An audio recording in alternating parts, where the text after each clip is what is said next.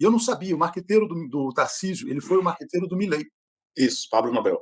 Exatamente. E aí ele está dizendo que, na verdade, ele está dizendo que o Tarcísio é leal ao Bolsonaro, mas ele já sabe que o Bolsonaro é carta fora do baralho.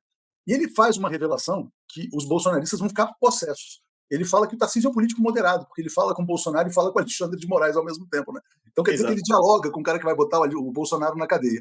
E aí o que acontece? O Tarcísio, ele quer ser candidato a presidente, o Guilherme Derrite, governador de São Paulo, está sendo lançado pelo marqueteiro, e ele defende a Michelle como vice-presidente. Só aí a gente já vê a grande irresponsabilidade da extrema-direita brasileira, porque, na verdade, o vice-presidente é a primeira pessoa na linha de sucessão.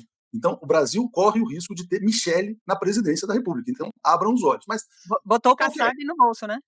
mas olha, qual que é a lógica disso aí, né? O que é o neoliberalismo? Tarcísio, o candidato dos bilionários do Brasil e do mundo. O que ele vai fazer se for presidente? Ele vai privatizar a Petrobras. Então dividendos lá em cima, gasolina lá em cima e o brasileiro voltando à fila do osso. Se o brasileiro vai voltar à fila do osso, o que vai acontecer? Miséria, revolta social. Qual que é a solução para isso? Derrite polícia matando pobre. E como é que você, na verdade, então cria uma situação de aceitação da população à sua própria exploração? Religião, Michele Bolsonaro como vice. Está tudo muito bem organizado pela direita. Então, um governo para os bilionários, a polícia para os pobres e a religião como o ópio do povo brasileiro. É um projeto assim muito, muito redondinho. Tem que ser combatido. Diga, Aquiles.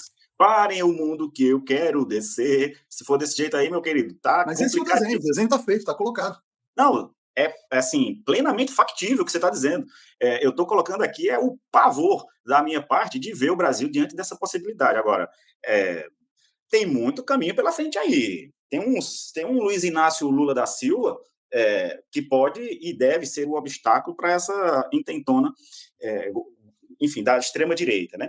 Diante desse cenário, isso cria um atrito de comunicação com o núcleo do PSD, porque Gilberto Kassab, como lembrou a Daiana aqui, é o cacique do partido que dá a maior sustentação ao Tarcísio, ele próprio se vê como sucessor do Tarcísio e não o Derrite. Então, quem sabe não abre um flanco aí para ter o PSD inteiro na base do governo Lula.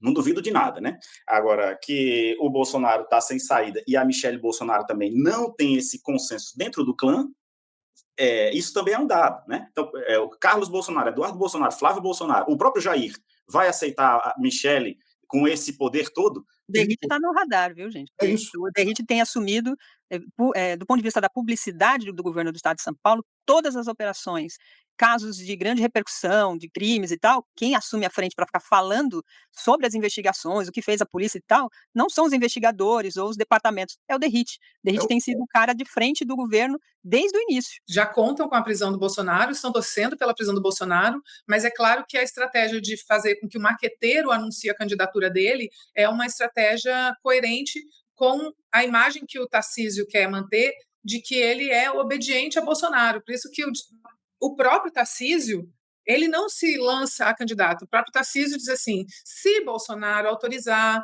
se eu tiver o aval de Bolsonaro, é claro que isso não é verdade. Ele já é candidatíssimo, mas ele vai continuar com esse discurso de estou aguardando a orientação de Bolsonaro até enquanto ele puder. E, ao mesmo tempo, a candidatura dele já está sendo trabalhada. E já está sendo trabalhada como a candidatura viável da extrema-direita. Então, eu acho que Tarcísio está sabendo fazer. Ele está se colocando pela boca de terceiros.